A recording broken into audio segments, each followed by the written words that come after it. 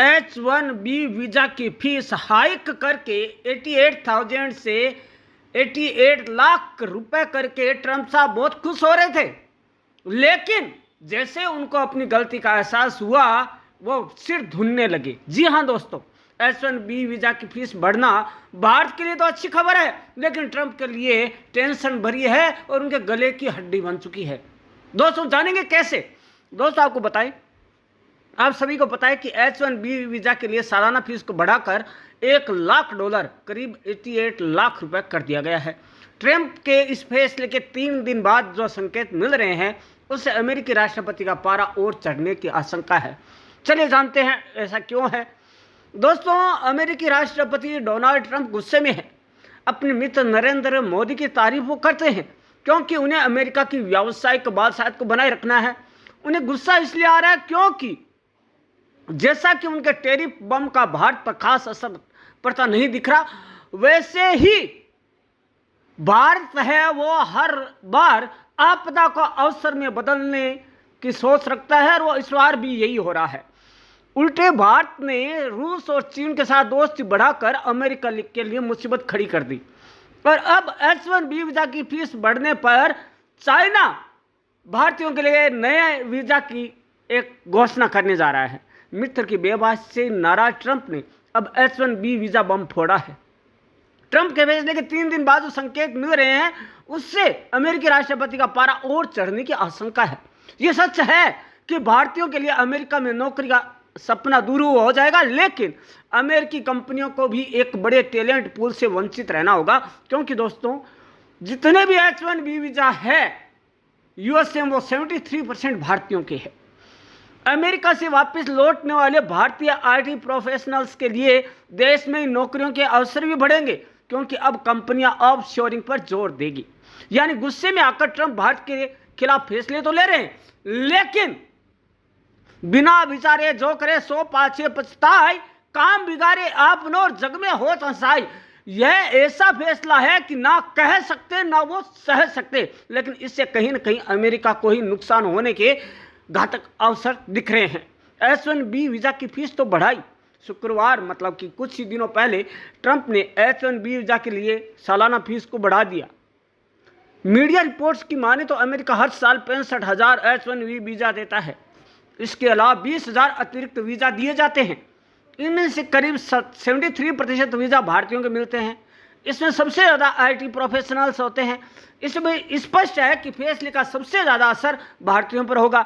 फैसले के ऐलान के बाद अफरा तफरी से इसका अंदाजा लगता है कि भारतीय आईटी कंपनियों को भी शुरुआत में समस्या हो सकती है, क्योंकि उनके वर्कफोर्स का एक हिस्सा अमेरिका में भी होता है।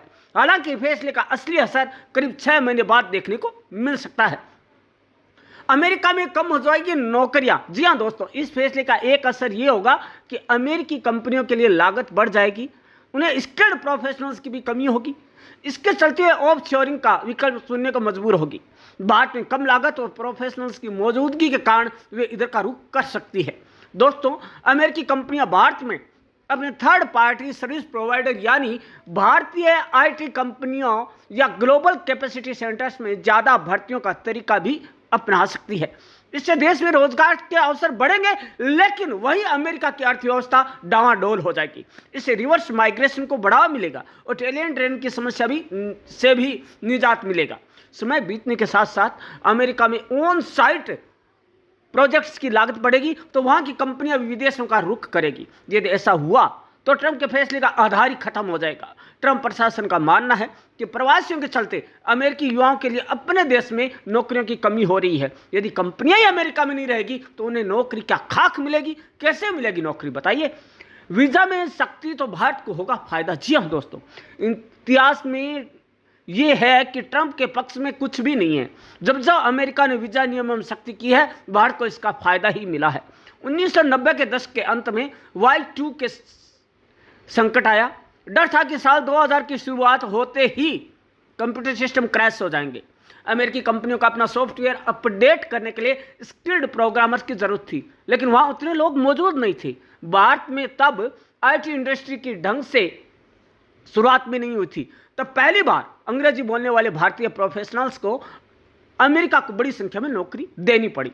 जब वीज़ा लिमिट की बात आई तो कई कंपनियों ने भारत में ही अपने दफ्तर खोल दिए। तब हैदराबाद, बेंगलुरु और आगे चलकर गुड़गांव साइबर हब के रूप में विकसित हुए, डेवलप हुए। दोस्तों, साल 2004 में $4 अरब का आईटी एक्सपोर्ट 2005 से बढ़कर $18 अरब हो गया।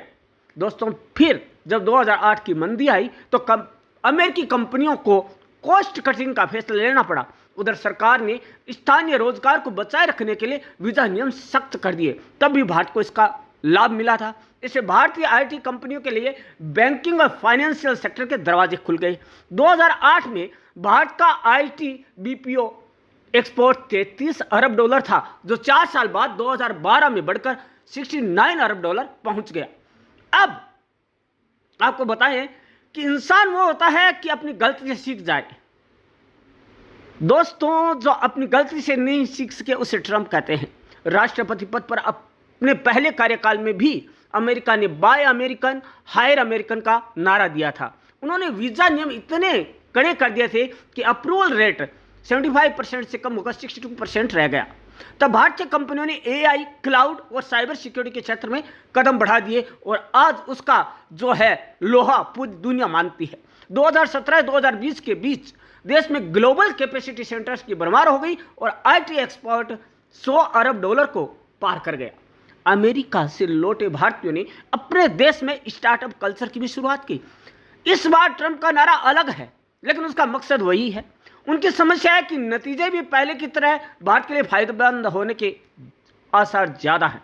दोस्तों, आपको फिर बता देते हैं, भारत हर आपदा को अवसर में बदलने की औकात रखता है, कुव्वत रखता है। और इस बार भी जो ये है मोदी, जो पीएम मोदी जी है, वो इसको अवसर में ही बदलने की कोशिश करते हैं और अवसर के रूप में देखते हैं, ना कि आपदा के रूप में देखते हैं। और लेकिन दोस्तों, अब जबकि खुद के चक्रियों में ट्रंप साहब खुद ही फंस चुके हैं, तो उन्हें बगले झांकने की जरूरत पड़ेगी, क्योंकि रूस, यूके और चाइना तीनों मिलकर भारत के लिए दरवाजे खोल चुके हैं। उनके आईटीशियंस के लिए, उनकी नौकरियों के लिए अब पछतावा होगा यूएस को, क्योंकि उसने सोचा था कि हम फांस लेंगे भारत को। लेकिन दोस्तों, भारत वो गले की हड्डी है जो उसे न उगलते बनेगी और न निगलते बनेगी। दोस्तों, आप क्या सोचते हैं बताइएगा कि जो वीजा फीस बढ़ाई गई है, क्या यह भारत के गले की फांस है या फिर उसके लिए सिरदर्दी है ट्रंप के लिए?